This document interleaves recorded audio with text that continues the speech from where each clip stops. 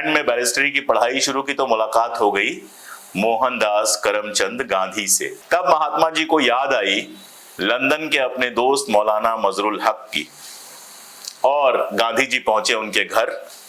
मौलाना साहब ने स्वागत किया और चंपारण में जो कुछ होना था उसमें पूरी तरह से उनके साथ आने का वादा किया। लेकिन जहां पद पाने के लिए लोग पागल रहते हैं, मौलाना साहब ने उठकर कहा कि अगर मैं कांग्रेस का अध्यक्ष बन जाता हूं तो हिंदू मुस्लिम एकता के क्षेत्र में जो अपने इलाके में मैं काम कर रहा हूं उसमें बाधा आएगी, मेरे ऊपर पूरे देश की जिम्मेदारी पड़ जाएगी, मुझे फिर पूरे देश में घूमना पड़ेगा। तो अपने इलाके में हिंदुओं और मुसलमानों के बीच जो एकता स्थापित करने का मैं काम कर रहा हूं वो डिस्टर्ब हो जाएगा, और ठुकरा दिया इस प्रस्ताव को कि उन्हें कांग्रेस का अध्यक्ष बनाया जाए।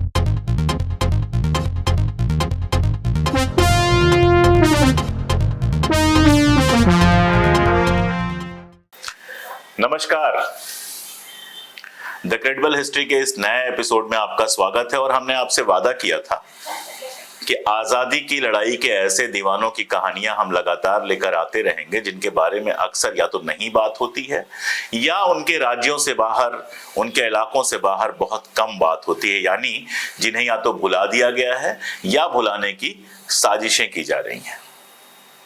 इसी कड़ी में आज हम लेकर आए हैं कहानी मौलाना मजरुल हक की। मौलाना मजरुल हक यानी आजादी के वो दीवाने जिनके मुरीद महात्मा गांधी भी थे, डॉक्टर राजेंद्र प्रसाद भी थे, महापंडित राहुल सांकृत्यायन भी थे, और न जाने कितने कितने लोग थे। मौलाना मजरुल हक यानी वो इंसान जिसने सदाकत आश्रम बनवाया था जो आज भी कांग्रेस का ऑफिस है। और मजेदार बात यह है कि मौलाना मजरुल हक की जो पैदाइश है, जो परवरिश है, उसको देखकर यह लगता है कि ये आजादी की लड़ाई में क्यों आ गए। 24 दिसंबर 1866 को 1866 को पटना में बाहपुरा गांव में इनका जन्म हुआ था। इनके पिता थे शेख अहमदुल्लाह। अहमदुल्लाह साहब बड़े जमींदार थे, कई सारे कारखाने थे, घर में रुपए पैसे और तमाम सारी सुविधाओं की कोई कमी नहीं थी। ऐसे लड़के को जो ऐसे घर में पैदा होता है, आमतौर पे उम्मीद तो यही की जाती है कि बड़ा होगा, पढ़ेगा लिखेगा, पैसे कमाएगा और शान की जिंदगी गुजारेगा।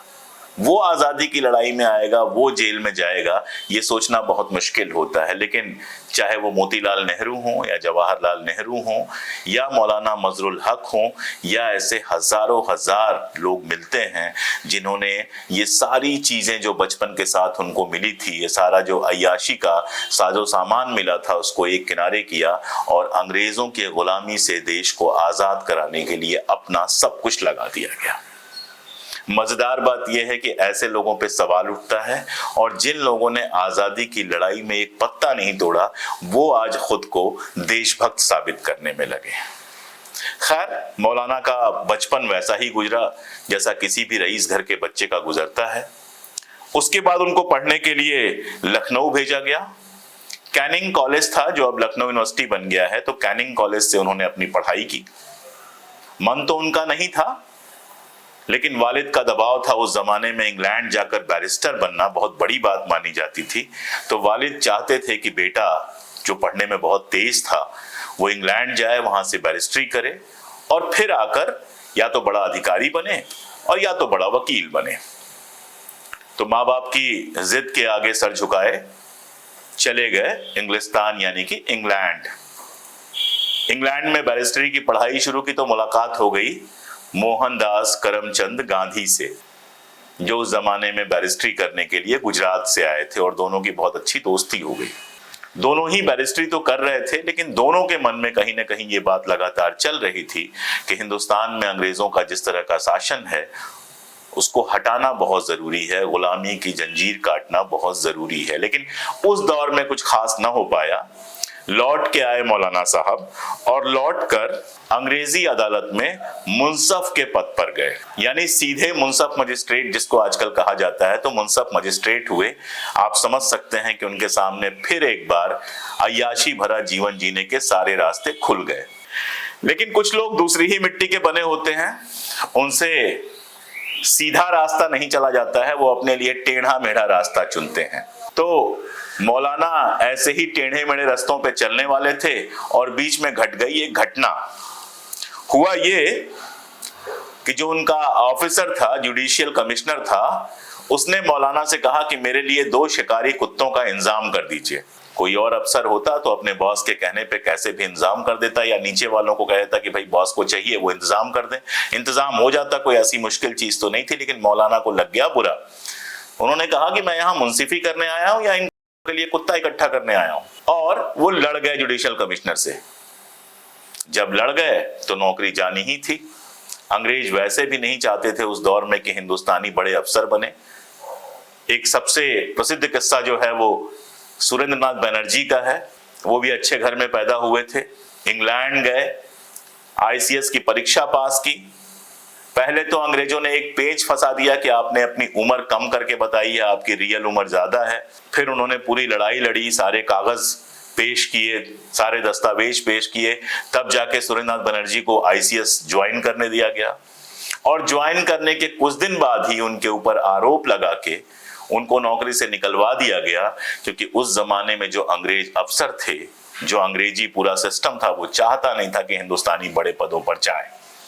तो ऐसे में जब मौलाना ने खरी खोटी सुना दी जुडिशियल कमिश्नर को, तो ये मुमकिन ही नहीं था कि उनकी नौकरी चलती, और उन्होंने इसकी चिंता भी नहीं की, नौकरी से इस्तीफा दिया और खुद वकालत करने लगे। इसी दौर की बात है, चंपारण सत्याग्रह शुरू हुआ। सत्याग्रह तो खैर बाद में हुआ। आप जानते हैं कि शुक्ला जी के बुलाने पर महात्मा गांधी ने यह तय किया कि चलो चलते हैं, देखते हैं चंपारण में क्या हो रहा है। नील की जो खेती होती थी और उसके चलते सारा कुछ किसानों के साथ होता था, उसको देखने के लिए महात्मा गांधी पहुंचे चंपारण। लेकिन चंपारण से पहले उनको पहुंचना था पटना। नए नए आए थे अफ्रीका से, न तो हिंदी ठीक से बोलने आती थी, भोजपुरी तो क्या ही आती जो पटना में बोली जाती है, हिंदी भी ठीक से नहीं आती थी।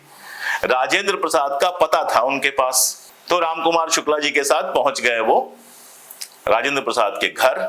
अब उनके नौकर ने देखा कि एक अजीब सा आदमी, सांवला सा आदमी आया हुआ है, कपड़े भी कुछ उल्टे सीधे पहना हुआ है, गुजराती ढप के कपड़े इन्होंने पहने थे। तो उसको लगा ये आदमी तो पक्का जो हमारे यहाँ होता है, तथाकथित अपर कास्ट के लोग जिस तरह से बिहेव करते हैं, उसको लगा ये आदमी तो पक्का दलित होगा। तो महात्मा गांधी ने लाख कोशिशें की, शुक्ला जी ने लाख समझाया।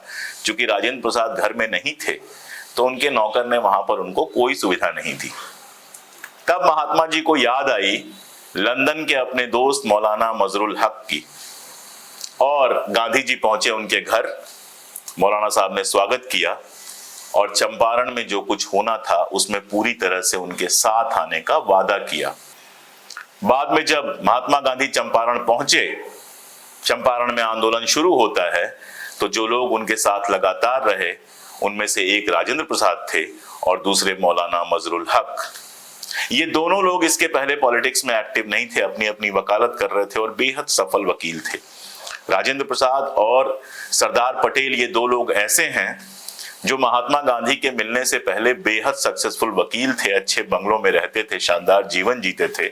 लेकिन महात्मा गांधी के प्रभाव में आकर ये लोग जब राजनीति में एक बार आते हैं तो सारा ऐशो आराम छोड़कर अपना सब कुछ देश के लिए समर्पित कर देते हैं। राजेंद्र बाबू प्रेसिडेंट बने, उनको सब लोग जानते हैं, सरदार पटेल को कौन नहीं जानता है। लेकिन इसी क्रम में अपना सारा ऐशो आराम छोड़कर देश की आजादी की लड़ाई में लग जाने वाले मौलाना मजरुल हक को बिहार के बाहर कम ही लोग जानते हैं। तो मौलाना साहब का साथ हुआ, चंपारण सत्याग्रह में लगातार वो साथ रहे। और जब महात्मा गांधी ने ये पूछा कि कौन कौन से लोग जेल जाने को तैयार है, तो जिन्होंने सबसे पहले हाथ उठाया वो थे मौलाना मजरुल हक। तो चंपारण सत्याग्रह में जेल गए।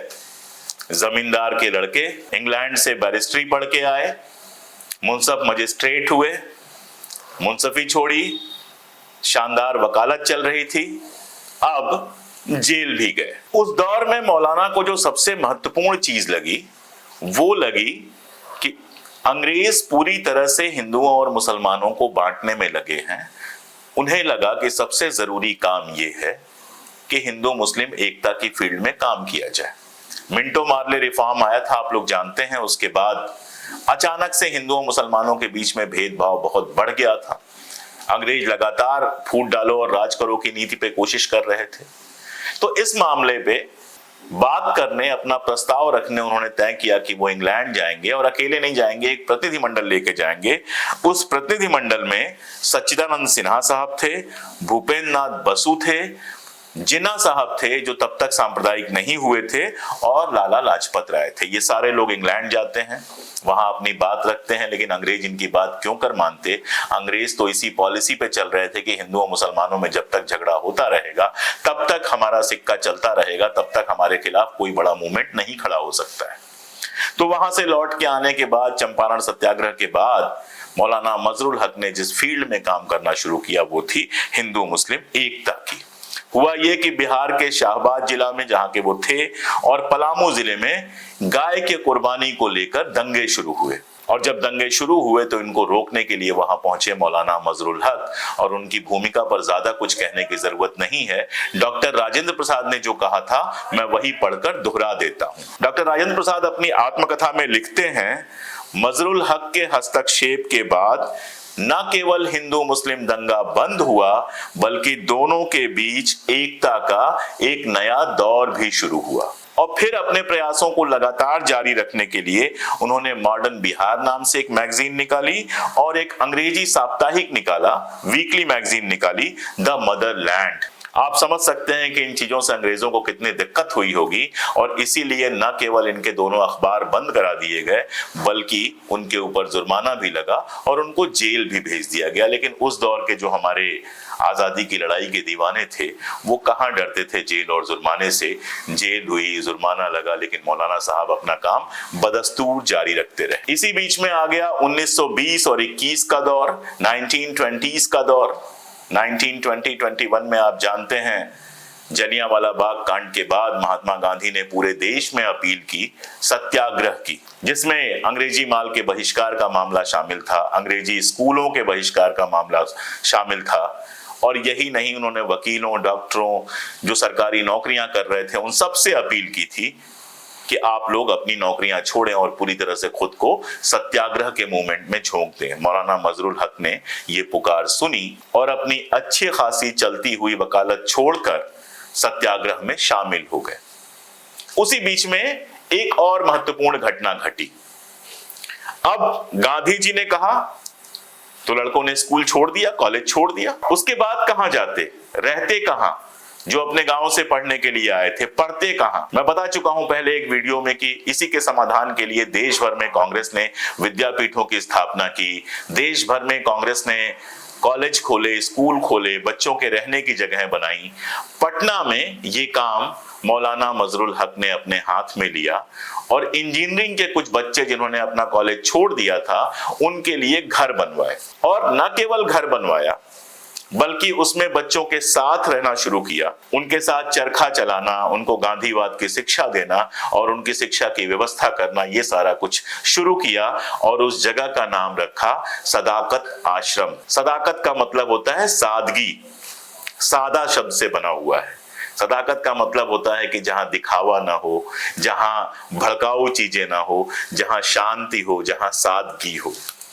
तो सादगी और शांति को एक मूल्य के रूप में रखकर उन्होंने सदाकत आश्रम की स्थापना की, जो आगे चल के कांग्रेस का दफ्तर बना। आज भी कांग्रेस का दफ्तर है। आप जानते हैं कि राजेंद्र बाबू जब रिटायर हुए तो उनके पास ऑप्शन था कि वो दिल्ली में किसी बंगले में रह सकते हैं, लेकिन उन्होंने चुना ये कि वो पटना जाएंगे और जो सदाकत आश्रम वर्षों से उनकी सक्रियता का केंद्र रहा है वहां पर जाकर रहेंगे।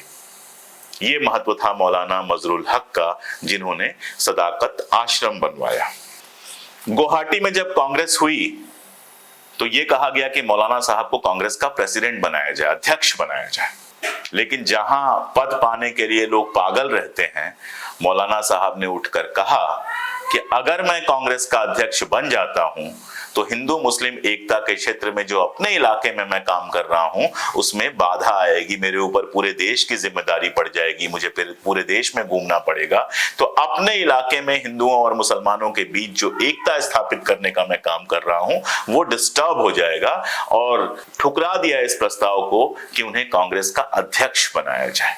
आप सोचिए उस व्यक्ति के बारे में जिसको कांग्रेस का अध्यक्ष बनाया जा रहा था और उसने कहा कि नहीं, मुझे कांग्रेस का अध्यक्ष नहीं बनना है, हिंदू मुस्लिम एकता के लिए काम करना है। लेकिन 1929 आते आते वो काफी बीमार रहने लगे थे।